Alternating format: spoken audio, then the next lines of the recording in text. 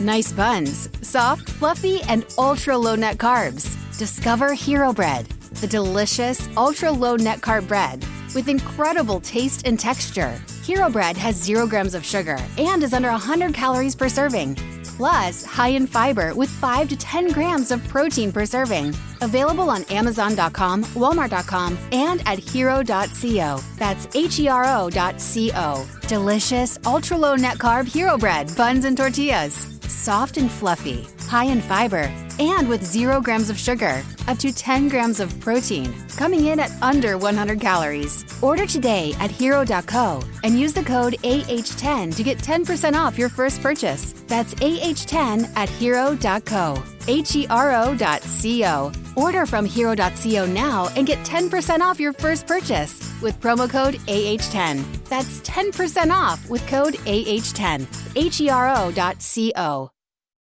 Lux presents Hollywood.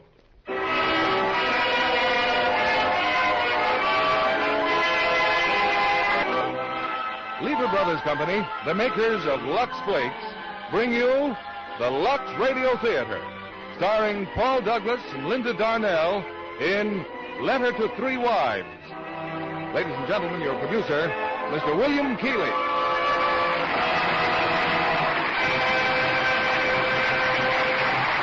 Greetings from Hollywood, ladies and gentlemen. As a motion picture director, I know the first requirement of a good picture is a good story. So when Letter to Three Wives received the Screenwriters Guild Award for the Best Written Comedy of 1949, it was obvious that Joseph Mankiewicz had turned out an unusually clever screenplay for the 20th Century Fox hit. It concerns a letter written by a small-town siren to 3 wives, and how that letter threatens their security and happiness. Tonight we have Linda Darnell in her original role, and co-starring with her, also from the original cast, is Paul Douglas, who achieved enormous success on Broadway before he brought his refreshingly different talent to the screen.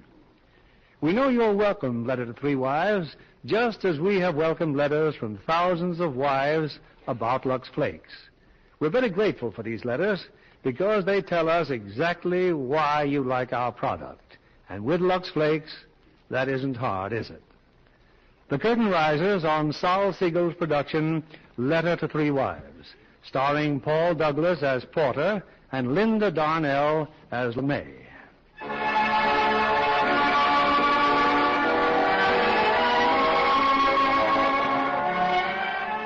I've just finished writing the letter. In a moment, the messenger boy will take it down to the dock.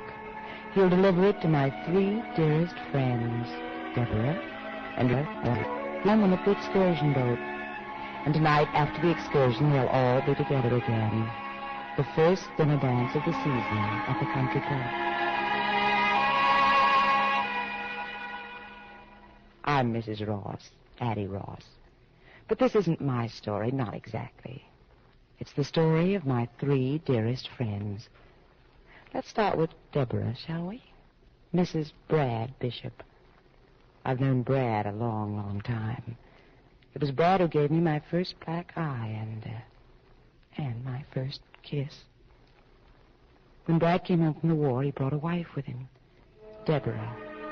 I wonder what they were talking about at breakfast this morning.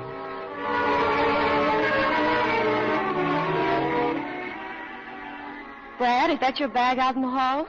You going somewhere? Just to the office. But why the suitcase? Because I know these Saturday conferences, they go on and on and on. Well, you didn't tell me you planned to be away overnight. Well, I'm not planning anything of the kind. The bag is just in case. What are you going to wear to the dance? I bought the dress in Vogue you liked so much. Brad, I don't want to go to the country club, not without you. What are you so afraid of? Oh, it's the thought of going without you. Brad, Addie Ross... Well, what about Addie Ross? She used to be sort of your ideal, wasn't she? What's my not being there got to do with Addie Ross? I never knew you read Vogue, Brad. I never thought men bothered much about it. But I told you I picked the magazine up on the train. In it, I happened to see a dress that I thought would look very smart on you. What's wrong with that? Well, I'd better be on my way. I have to pick up Rita. You'll phone about tonight, won't you? Yes, of course. Brad, it just happens that dress you picked out of Vogue is exactly the dress that Addie wore on...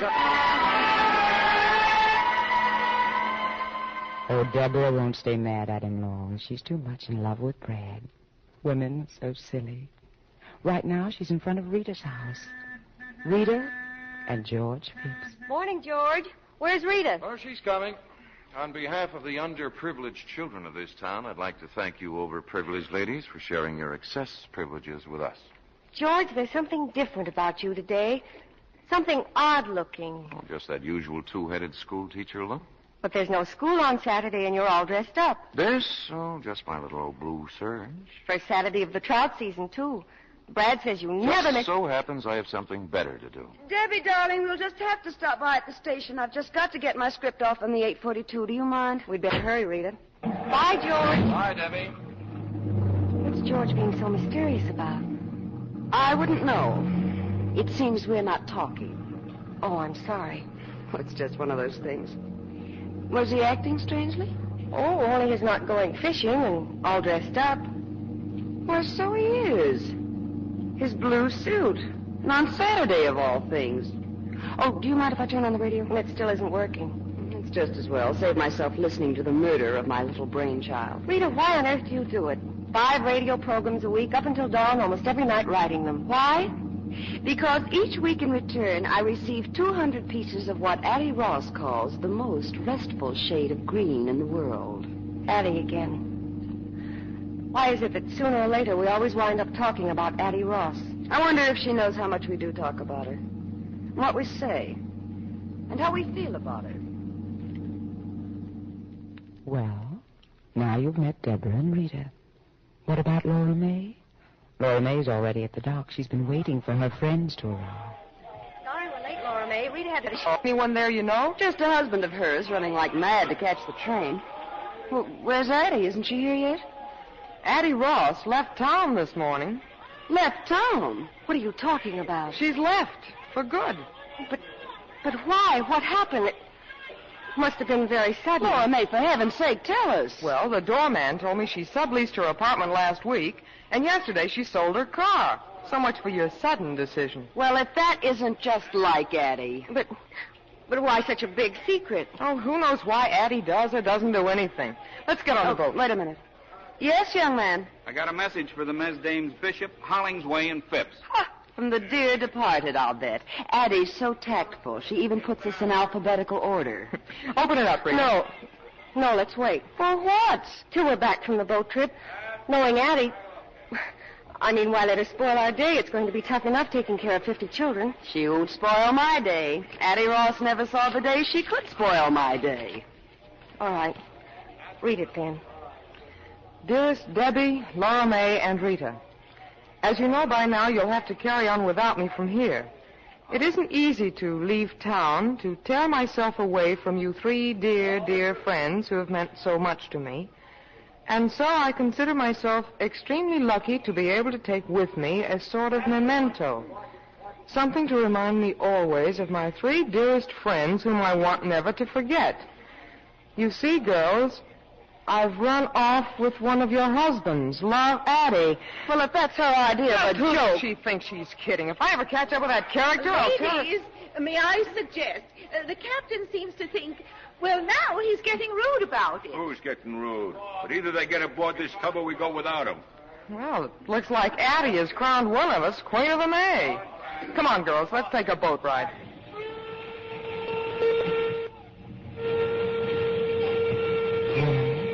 Nothing to do now except entertain the kids and have a nice, relaxing boat trip. Girls, what are you looking so serious about? But it couldn't be your husband, Deborah, or yours, Laura May, and certainly not yours, Rita. Oh, but it must be one of them, mustn't it? And you won't know, poor things, not for hours and hours. What are you doing, Deborah? Reading the kids a story? Oh, but I know what you're thinking about. You're thinking about the time you married Brad, and how he brought you to our town, and how you met us all that night at the country club dance. Looks like we're the only ones left at the table. Yes. Yes, it does. Well, suits me. Have some more wine, Deborah? I shouldn't, but I'm going to. Who says you shouldn't, Brad? No, I say I shouldn't. Now, let's see. You're Porter. Porter Hollingsway. I do that, too, when I'm drunk. Try to remember names. And Laura May, she's your wife. Have to excuse me, Porter. I'm trying to get everyone straight. Brad's friends. I'm behaving like a fool. Don't you feel good? My dress, just look at it. It's all I had. I didn't know we were coming here tonight. My first night in town. Oh, I could die. I feel that way, too, when I'm drunk. You want to dance? I wanted Brad to be proud of me. Me, I'm not much at dancing. Makes me nervous. Why didn't I stay home? Can't do a thing well, leave it alone, I always say, especially the rumba. Gotta have Spanish blood or something, like Laura May. My wife comes from an old Spanish family named Finney. In many South American countries, there are many very distinguished families with Irish names. Laura May looks good dancing with... She looks good, not her. He's got class. Was she dancing with a tramp, she'd look like a tramp. Got no class of her own. I like class. You like class? Oh, very much. You hit the jackpot, Brad Bishop. Class plus money. Count them on the fingers of one hand in this town. Throw away some fingers even. Let's see now. There's Brad and who else? Yeah, there's Addie. Addie? Addie who? Addie Ross. Funny, people always figured that someday Brad and Addie would sort of... Brad and Addie what? Give up. Samba can be danced properly only on the side of a hill, on ice. Alibi. George is afraid of getting wrinkles in his new suit. Sit down. My first new party dress in years, Porter, thanks to my dear wife and her millions of loyal listeners. Shall we drink to them all, one by one? Deborah, How about some coffee, dear? Black coffee. Thank you, Rita. Thank you very much. I think your new tuxedo has class, George. Class. We thank you. Funny thing for a wife to give her husband a tuxedo. An even funnier thing for a husband to give his wife. You're so funny, George. I still don't think a woman ought to buy clothes for a man. It's contrary to nature. Tell us about nature, Porter. Well, it's a man's world. See something you want, go get it. That's nature. That's why we were made strong, women weak. Strong conquer, provide for the weak. That's what a man's for. Teach our kids more of that, be more men. But those standards don't apply to me, Porter. In this man's world, I'm not a man. I'm a school teacher. I knew we'd get around to that. All right, school teachers ought to be paid more. What happens if they're not? How does a school teacher provide people? How does he pay the rent? For the plays and the poems of Shakespeare? Has Porter been shooting off his big mouth again, George? You just shut up, Laura Mabel. It's time to dance again. You never know what he'll come up with when he starts knocking on that brandy bottle. You shut up. You just shut up. I told you this would be fun, Deborah. We're old pals. But just be happy. Champagne, Mr. Bishop. Shall I serve it, sir? Well, this is an occasion. With the compliments of Mrs. Addie Ross, sir. Addie Ross. Porter, you were saying something before about Brad and her. Where is Mrs. Ross, waiter? I don't believe she has arrived yet, sir. Oh, that's Addie for you. Always the right thing at the right time. And who is Mr. Ross? Mr. Ross took a powder about 5 years ago. No such thing. She gave him the heave-ho. He went out for a paper one night and never came back. Porter was saying that Addie Ross has class. And he knows class, like I know navigation. Actually, what Addie has is taste. I can buy taste. Addie's got class. Taste and discrimination. Women usually get them out of magazines, but they're part of Addie's natural equipment. Also, fog lights, white side walls, and a heater. Isn't it fun, Deborah, when the boys all agree on Addie Ross and George Washington, nobody else? They're playing a waltz, Deborah. Come on, let's show them a flash of old Vienna. Brad, please, if you don't mind. Before the floor gets crowded? You're sure you want me to dance? Of course I'm sure. You know, something tells me this is going to be quite a waltz.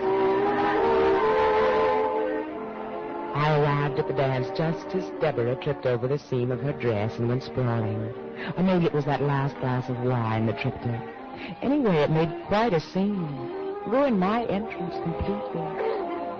Deborah, darling, what on earth's the matter with Let you? her alone, Brad. Come on, honey. You just come with me.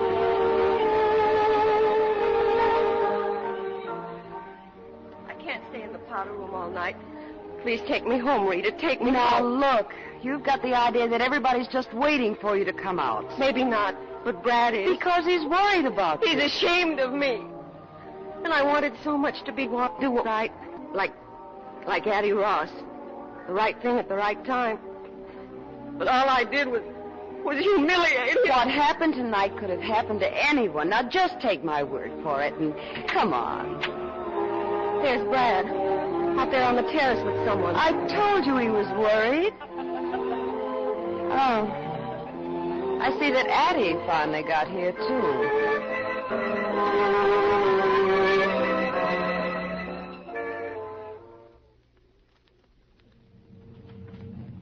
That was a long time ago, wasn't it, Deborah?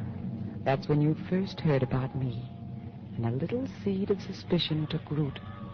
That's why you dread ever going home today. My letter. You're so sure it is Brad, aren't you? Who knows? Maybe you're right, darling. Maybe it is.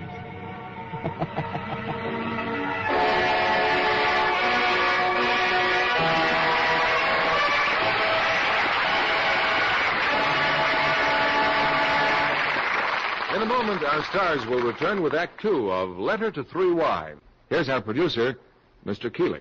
Act Two of Letter to Three Wives, starring Linda Darnell as Laura May and Paul Douglas as Porter.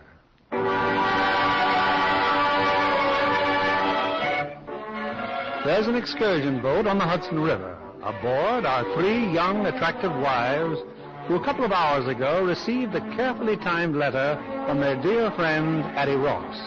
Addie has told them that she's run away with one of their husbands, and no one knows better than each of the wives how easily he might be her own.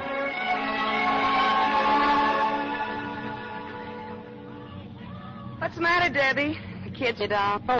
I just took a minute to enjoy the view. Well, I think I've got the answer. Laura May. She's kept herself as busy as a bird dog ever since we got on this boat. If you're busy, you don't have time to think, do you? Depends what you think about. For instance, why your husband should suddenly decide to go to New York on a Saturday morning? Because Brad said... Brad? I'm talking about her husband. I saw Porter at the station when I mailed my script. He nearly knocked me down. Why should you think I meant Brad? Maybe because it might keep you from wondering why your husband dressed up on a Saturday with no school. You're being a little too touchy about a perfectly innocent remark, it seems to me. Oh, let's stop this sudden bickering. We're beginning to behave like some movie about a women's prison. Not a bad comparison at that. I'll leave it to Addie, breaking the news to us like this, knowing we couldn't do a thing about it all day long. Well, dear, enjoy the view. Addie's gone off with Porter, that's who. Maybe Brad, but I don't think so. It's Porter. Only why didn't George go fishing today? And his blue suit. Why his blue suit?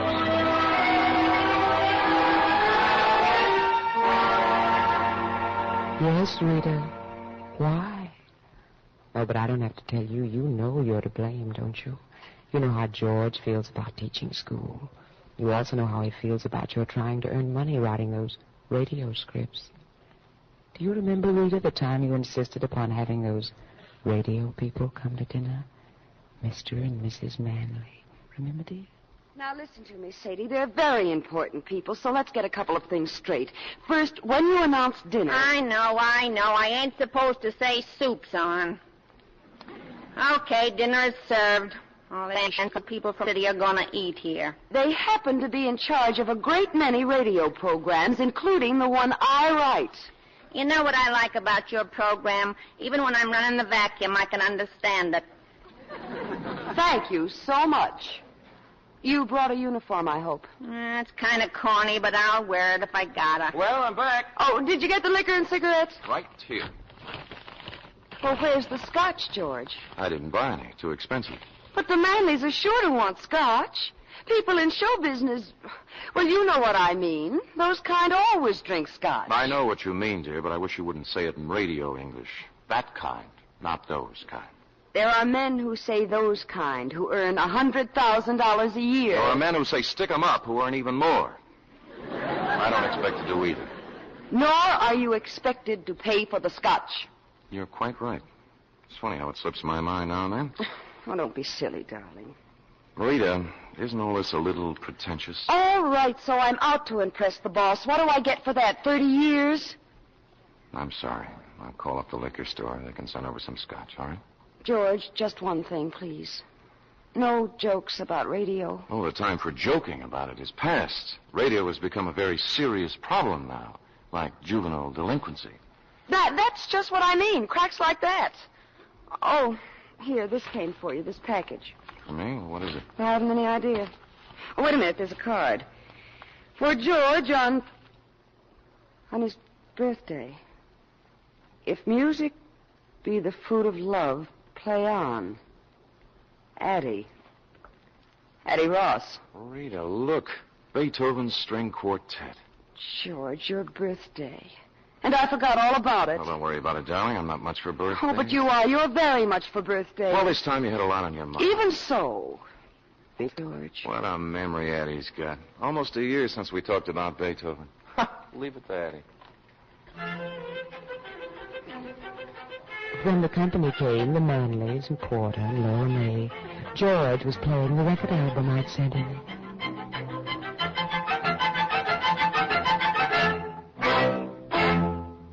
That's what I mean, Mrs. Manley. Sometimes I just don't think we appreciate the miracle of the phonograph. What kind of set is that radio phonograph? Well, this, Mrs. Manley, is just something one of my students put together for me. Well, if I were you, I'd stick to the established trademarks. Puritone, say, or a Sonabel. Puritone? Yes, or a Sonabel. Well, I thought it sounded all right, Mr. Manley.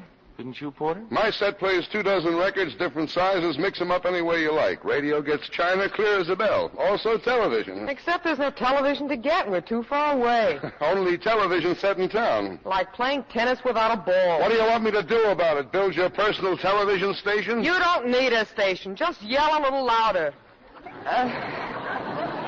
Mrs. Manley, are you sure I can't get you a drink before dinner? A cocktail, perhaps, or a scotch? Never touch alcohol in any form. Mr. Manley? He doesn't either. No. Well, coming from show business, you might say, I always imagined those kind took a nip now and then. How about you, Porter? Yeah. You know, Mrs. Manley, Mr. Hollingsway here has a chain of 7 department stores all over the state. I know all about it. Oh, yours is too big a light to be hid under a bushel, Mr. Hollingsway. George, would you need a small bromo seltzer, please? You're a potential giant, sir. Not too small, George. I'm doing all right. I said a potential giant. Potential, yes. Something tells me I'm going to have a giant around the house. Got this whole state sewed up tight. But there are 47 other states, Port. Jack. With radio, I can fit you into millions of those homes for 1/2 hour every week. He doesn't spend that much time in his own home. Soup's on. Yes, thank you, Sadie. Well, if we're all ready, I think we Sadie could... Dugan. Hiya, Laura May. Hey, what's with that outfit you've got on? And get a load of that cap. What are you supposed to be, Baby Snooks? I can't wait to tell Ma. There's a couple of things about you I can tell your Ma, too. Well, this quaint situation belongs in a true-to-life drama. Are you two related? We just had the same governess. You kill me. Well, it's just a small town, Mrs. Manley. Everybody gets to know everybody. If you don't mind crossing the tracks. Sadie's quite a radio fan, Mrs. Manley. Really? Keep it going night and day. And what are your favorite programs? Anything, so long as it keeps my mind off my feet. How are you going to put me in her house a half hour every week? But, Porter, Sadie's not a housewife. Still, they have a great influence over housewives. Your maid may not realize it, but whether or not she thinks she's listening, she's being penetrated. Well, it's a good thing she didn't hear you say that. And after penetration comes saturation. And when she's saturated, she'll find herself saying, Madam, I suggest that you buy our new washing machine at Hollingsway's. Not Sadie. And I've seen her when she was saturated to the eyes. You don't know what they're talking about. Just shut up and eat. Okay, giant.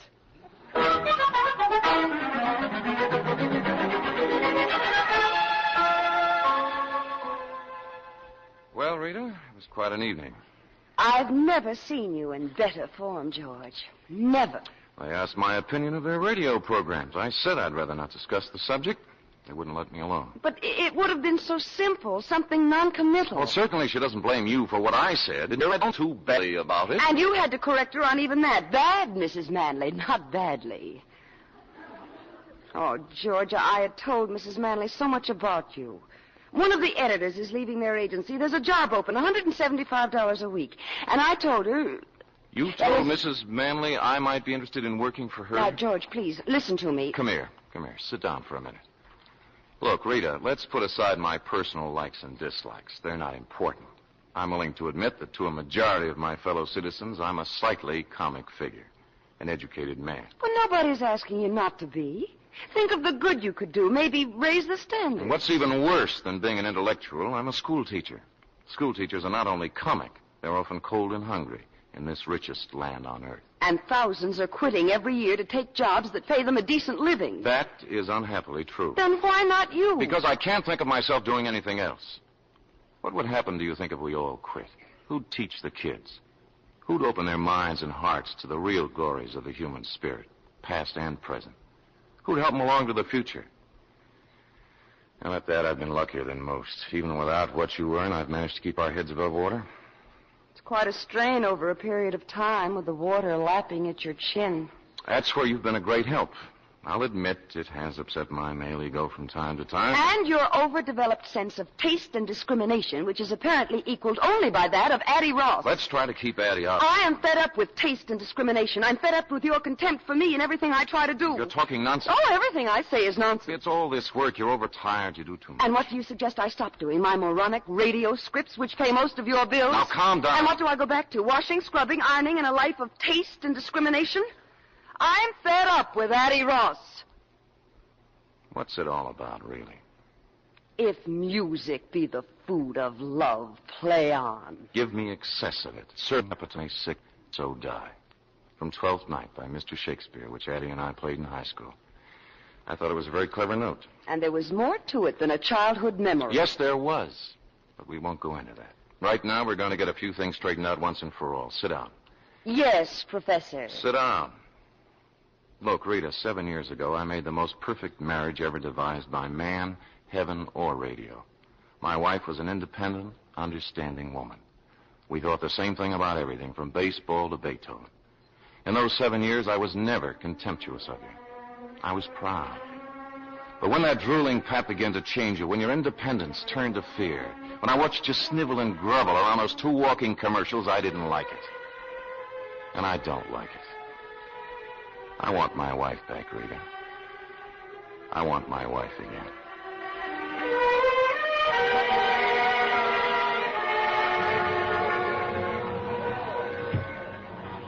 George and Addie. It must be George. Why didn't he go fishing? And his blue suit. Why the blue suit? Hey, Rita!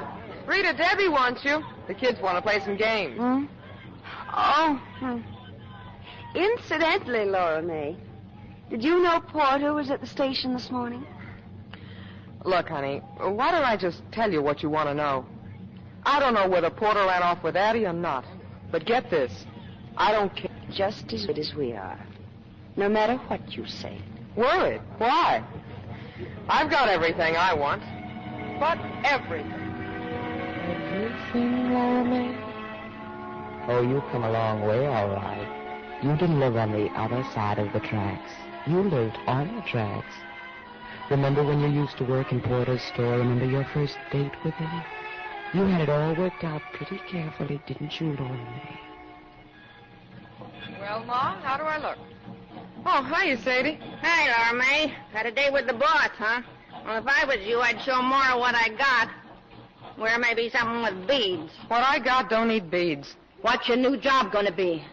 Something secret like a spy? Something you can't talk about in the office? All right, sir. I'm going to disgrace the fair name of Finney. Wait till it snows, Mom. Throw me out in the street. To think that a daughter How of many mine... payments are you behind on that ice box? Not for all the ice boxes in the world. They can come and take it away, though heaven knows it's one of the few joys I have in life. Ah, come on, Ruby. Lay off her and deal the cards. Wait till the train goes by and hang on to your teeth. It's an express.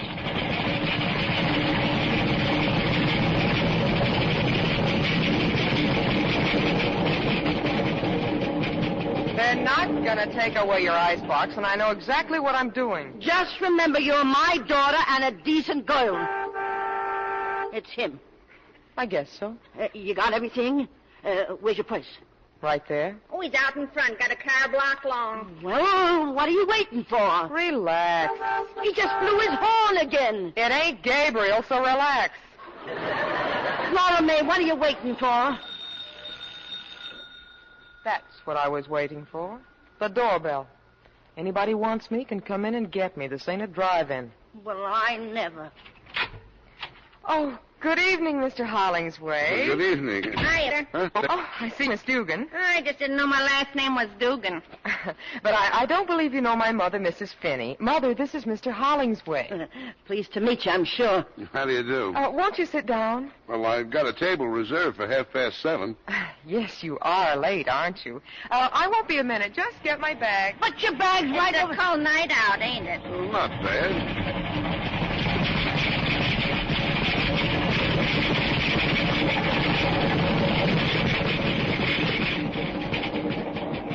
The icebox, one of mine, right? Uh-huh. Giant size with a super freeze box, right? Uh-huh. How long you had it? How long they been on the market? Oh, a couple of years. That was one of the first. Uh-huh. Oh. I wonder what's keeping her. Girls always got things to do. They tell me. Why, there it is, my purse. Oh, how silly of me. Ready? We're late. Good night, Mother, dear. Don't wait up. Good night, Sadie, darling. Good night, Sadie, darling. Good night, Mother, dear, and don't wait up. If a daughter of mine ever really talked like that, I'd cut her tongue out. Beer? If you ain't got any champagne.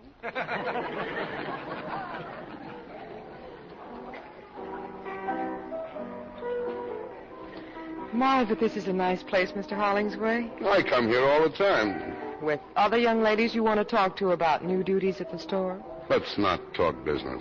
But I thought that's what this was for, Mr. Hollingsway. We'll get around to it. What do you do with yourself after working hours, say, night? Well, I have my family and my friends, of course. Boyfriends? Isn't that getting a little personal? A girl like you? I'll bet there's plenty. Who's out in front? I don't happen to be one of those girls that talks about her private life, Mr. Hollingsway, and what I do in my... Oh, don't get up. Oh, hello, George. You here alone? Well, Rita, got you, Jeff. Addie's with us. Addie? It was a last-minute idea. We figured you'd probably have another engagement. Whose idea? Addie's? May I have a cigarette, please? Huh? Oh, here you are. Oh, thank you. Thank you, Mr. Phipps, George Phipps. This is Miss Finney. How do you do? Hello, Miss Finney. Been here alone? No, we just got here. Hey, stop by the table on your way out. I'd love to. Oh, you have such nice friends. He's a school teacher, hasn't got a dime. It's getting stuffy in here. I want some air. Come on, let's drive somewhere.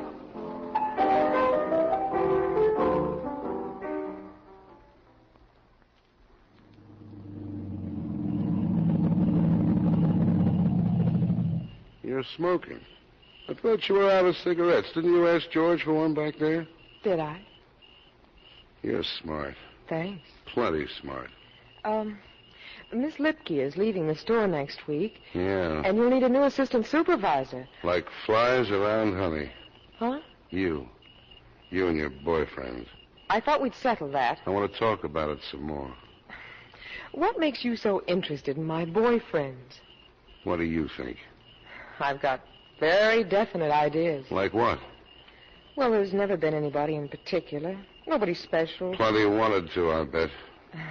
What do you think? And you're waiting for that one guy to come along? I've got very definite ideas. What's he got to be like, this one guy?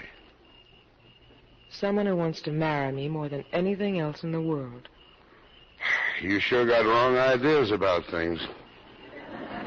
They may be wrong, but they're definite. Well, tomorrow's another working day. Shall we go? Yeah, let's go.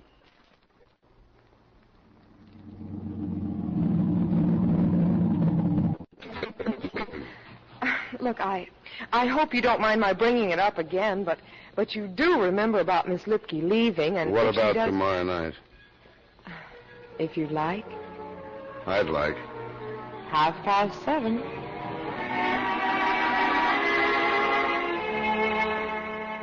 Laura May. You're quite a girl, Laura May. You were right, Ma. I didn't have to worry about you. But now what, Laura May? What was it you told Rita you just don't care? I wonder.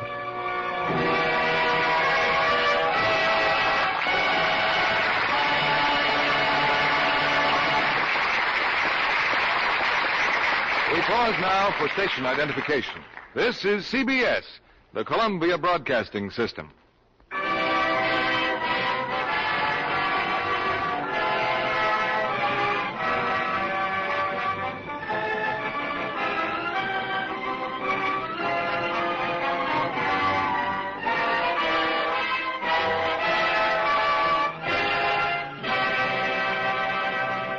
Our play, Letter to Three Wives, will continue in a moment. Here's Mr. Keeley, our producer. The curtain rises on Act 3 of Letter to Three Wives, with Paul Douglas as Porter and Linda Darnell as Laura May. For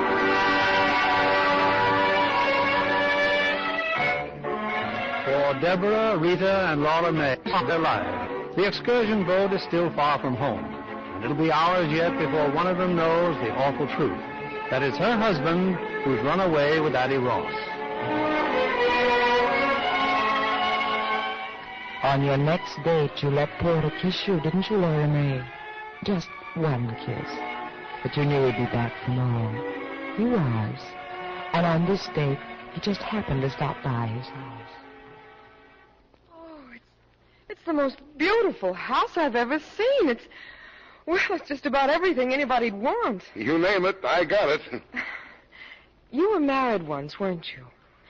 Is this her picture? My wife? I wouldn't even have her fingerprints in the house.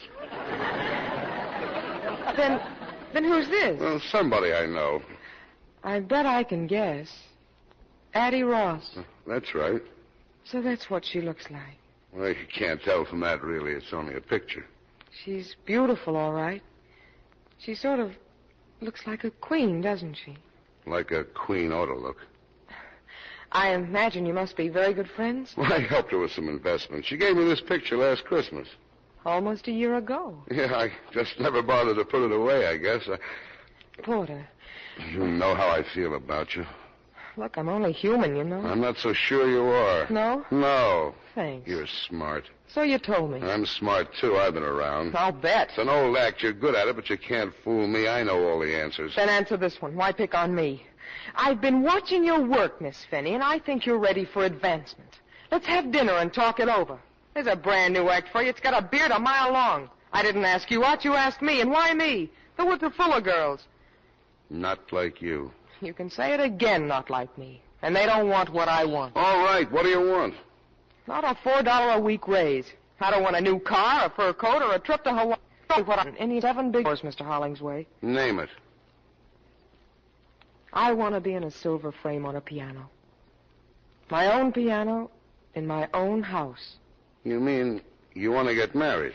Does that make me a freak? I've been married once. Once is enough. I'm just not the type. Maybe you just haven't found the right girl. Well, I'm not easy to get along with. I'm set in my ways. I want to do what I want when I want. But if it was just a question of the right girl, wouldn't any man in the world want to marry you? Not if he thought he could marry Addie Ross. Maybe I don't know all the answers, but I know some of them. Well, it's late. I'd better be getting home. Okay, if I call you a cab? Beats walking in the snow. Just tell him to charge it to my account. Sounds like you keep the cabs pretty busy with this sort of thing. I do a lot of business with them, store business. Well, don't get mad. You just keep needling me. Look, I'd insist on paying for that cab myself, but I'm in no spot to be proud. From tomorrow on, I count the pennies. What's tomorrow? The day I start looking for a new job. I'm not going to fire you. I'm going to quit. Well, what do you want to do that for? That's a silly question coming from a man who knows all the answers. But don't let it worry you, Porter. Maybe it's just a new twist in the same old act. I'll call the cab. Thanks, I'll pick one up at the corner. Maybe you're right, Porter. Maybe I'm a fool. But maybe you're the biggest fool in the world. Laura May.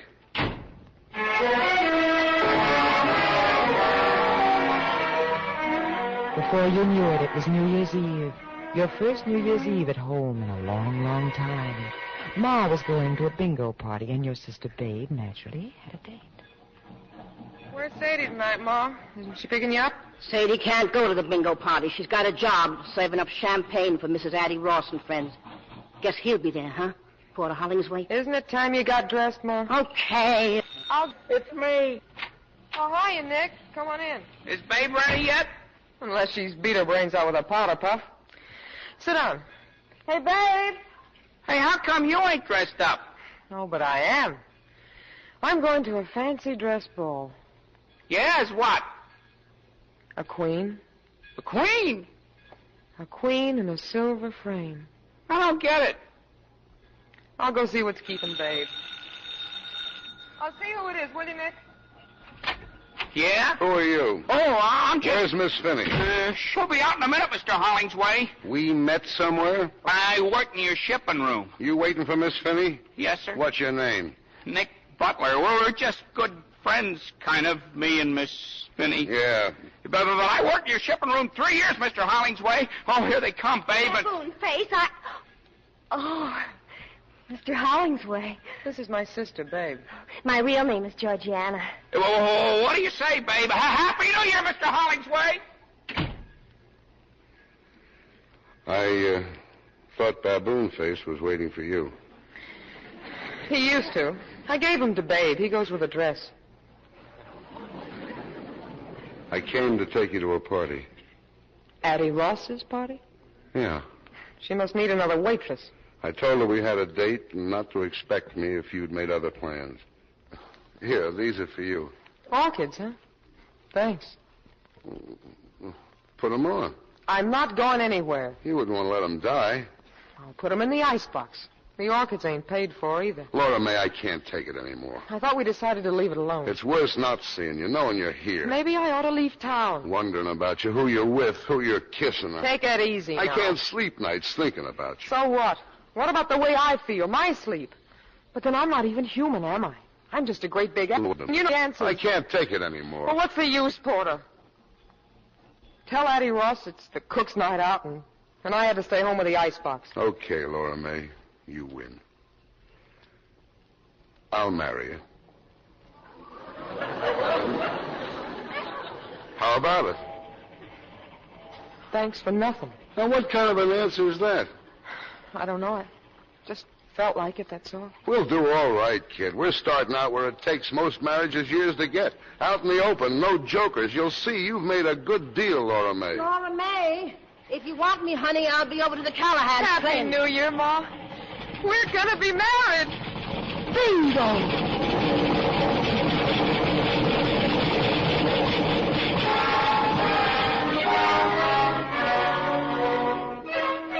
And so they were married. And that's how in time we all became such good friends. Laura May, Deborah, Rita, and I. Oh, that brings us right up to date. The excursion boat has returned now, and the three wives have rushed home. There's a little discovery to be made. Which of their husbands have I run away with? One thing I can tell you, it's not George Phipps. Darling. Oh, darling, George. Wow, hello. Oh, George, I've got to know something. I'll just die if I don't know. Tell me this minute, George, and tell me the truth. About what? Why didn't you go fishing today? Mrs. Manley phoned. She wants you to call her. Some revisions she wants you to And you never dress up when there's no school. Why your blue suit? Well, now, there's a little story connected with... Well, aren't you going to phone her? Revisions, huh? Yeah. Mrs. Manley will get the revisions on Monday. If that doesn't suit her, she can find herself another writer. Rita. I mean it, George. Peace, it's wonderful. Answer my question, the blue suit. Well, it's just that the high school dramatic club decided to do 12th night, and they asked me to direct it. First rehearsal day, and I boost would be more appropriate, my fishing boots. And Addie knew about it. Which accounts for the note she sent. If music be the food of love, play on. And on. Oh, George. Oh,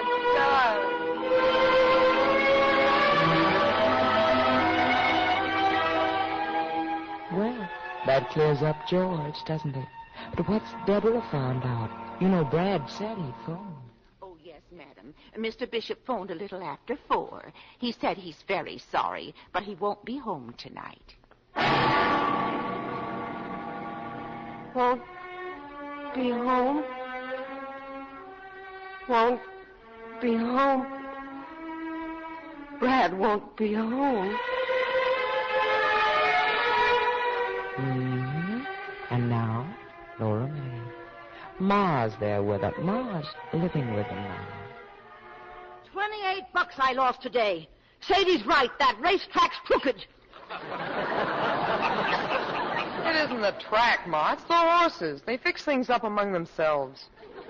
Say, how come Porter's so late tonight? It's 7:30. You know, Ma, Porter may not be coming home at all. You mean tonight? Any night. I think he's gone away for good. With somebody else? I don't believe it. I do. Porter would never leave you for good, and not for another woman. Why not? Because he's in love with you. He's what? You hate me plain crazy in love with you. Are you out of your mind, Ma? I thought I heard soft voices in here. Hello, Porter. What's the fight about this time? Furs, jewelry, or cash? My children and me never fight. Fix me a drink, will you? I'm tired. And the reason we never fight being my children know that I know what I'm talking about. Your father was clear, Laura May, but I learned a lot about men from him. May he rest in peace. Addie Ross left town today, Porter. And she took somebody's husband with her. Yeah? Well, you seem real excited about it, like I told you we were having lamb for dinner. What do you want me to do, sue somebody? I'm tired. I just figured that maybe you were the lucky boy. Then I must have broke your heart when I walked in here. Funny you should mention my heart. So you figured I ran away with Addie. How'd it feel? You don't have to tell me. I can tell you. You ought to go on information, please. So what? I got mine. That's what you thought to yourself. You ought to get a concession at some carnival. You're a regular mind reader. 3 years of playing the good wife. Here's where I cash in. Here comes the payoff. That's what you thought. I've been a good wife. The best your money could buy. Strictly cash and carry. Isn't that what you wanted? Isn't that what you told me? Out in the open, you made a good deal, kid? Did you ever stop to think, Porter, that in over 3 years, there's one word we've never said to each other, not even in fun? To you, I'm a cash register. You can't love a cash register. And I'm part of your inventory. You can't love that either. I asked you to marry me because I was crazy about you. You didn't even ask me. Did you give me a chance to? All you ever showed me was your price tag. You better get dressed if we're going to the country club. We're meeting the others there at 8:30. I'll be ready when you are.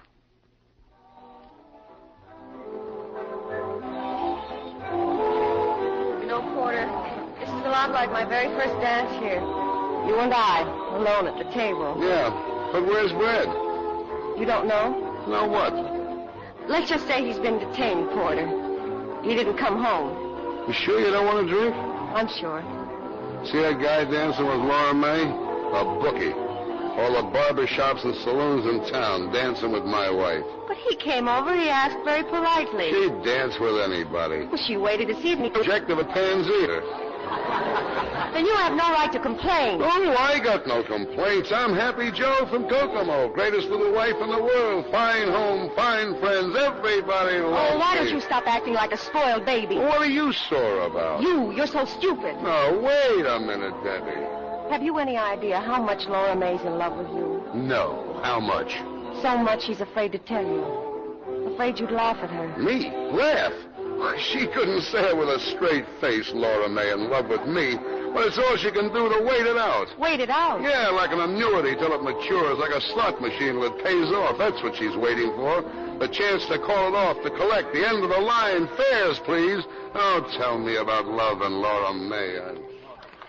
Well, such a fine, relaxed atmosphere. Better take a look under the table, George, see if there's a body hidden. Rita, what was it you called Addie down at the pier? A dear departed? Well, maybe that's who's under the table. Only it's Brad. I don't understand this conversation at all. How drunk am I? Thank you very much for the dance, Mrs. Hollingsway. Let's do it again sometime. And thank you, Mr. Hollingsway. Yeah. Well, he seems pleasant enough. Who is he, Laura May? A business associate of my mother's. He's a bookie. Her mother bets with him. Will everyone excuse me, please? I think I'd like to leave. I'll drive you, Dad. I'd rather go by myself if you don't mind. What's going on here? Shut up. Will somebody tell me what this is all about? Later, I'll tell you later. Don't you really know, Porter? No. Come on, Debbie, let's take... No, I want to tell Porter what he doesn't know. I want to say it out loud. Deb, don't be silly. I've tried hard to make believe, the way you do, Porter. But I'm not as much of a man as you are. My husband has run away with Addie Ross. Good night, all. Sit down, Debbie. Porter, please. Sit down for a minute. Let her go, Porter. You keep out of it. Everybody else, too. Brad didn't run away with Addie Ross. I did. But how? You're here. A man can change his mind, can't he? Porter, you're quite a guy. Yeah. Porter. Now let her alone. Let her go if she wants to. She'd have known in the morning anyway that Brad wasn't the one. She'd have had a tough night. She's just a kid. Well, dance with me, George. Just a minute, Rita. Okay, Laura May, you've got it. They all heard me say I ran away with another woman. You can take me for everything you'll ever want. Like always, Porter, when you start knocking on that brandy bottle, you'll come up with anything. I guess I've stopped listening because if you said anything, I just didn't hear it. Well, why don't everybody dance? You heard her, George. Laura May. Oh, you big gorilla. But why are you crying? Let's dance? Uh-huh. Good night, everybody.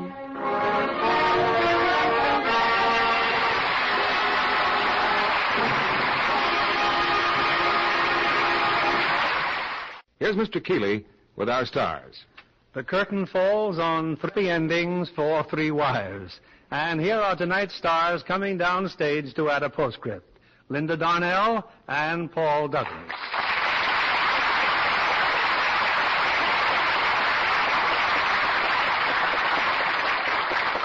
I want to congratulate you and the studio that has been nominated for an Academy Award. Well, everyone at 20th Century Fox was very proud, Bill, when Letter to 3 Wives and Darrell F. Zanuck's 12 O'Clock High were both among the 5 pictures nominated. And if there are any awards around for an outstanding comedy team, you and Paul should have them for tonight's performance. Well, thank you, Bill, but I'll take my Lux Flakes if it's all right with you. Yes, sir, those flakes got class, and that's what I like, class.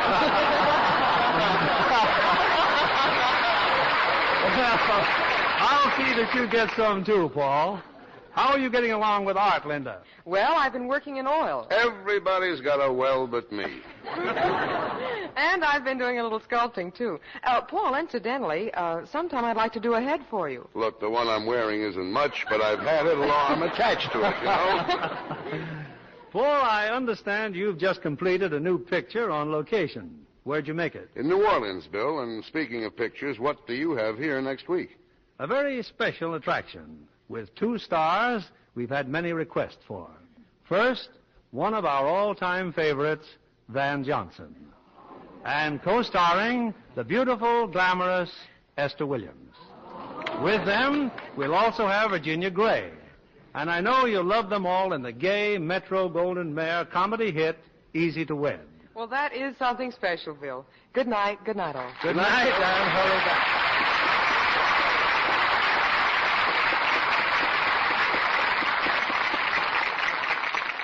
Here's a beauty tip from a famous screen star, Myrna Loy. She says, for all over Lux loveliness, the new bath-size Lux toilet soap is wonderful. You'll agree with Myrna Loy when you try this generous, satin-smooth bath-size cake. You'll enjoy the rich, creamy lather. You'll love the delicate flower-like fragrance a Lux Soap Beauty Bath leaves on the skin. That Lux Soap perfume is an exclusive blend of rose, jazz, lilac, to name just a few. A Lux Soap Beauty Bath leaves skin so fresh, leaves it softer, smoother, too. Next time you shop, get this big, longer-lasting bath-size cake. Remember, 9 out of 10 screen stars use Lux toilet soap.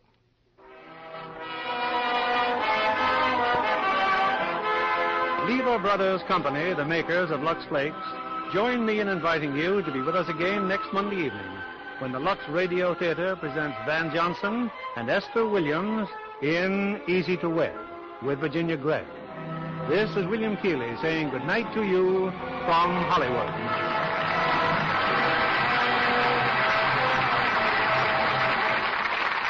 Paul Douglas and Linda Darnell appeared through the courtesy of 20th Century Fox, producers of Mother Didn't Tell Me, starring Dorothy McGuire and William Lundigan. Our play was adapted by S.H. Barnett, and our music was directed by Louis Silvers. This is your announcer, John Milton Kennedy, reminding you to join us again next Monday night to hear Easy to Wed, starring Van Johnson and Esther Williams with Virginia Gray. Stay tuned for My Friend Irma, which follows over these same stations. This is CBS, the Columbia Broadcasting System.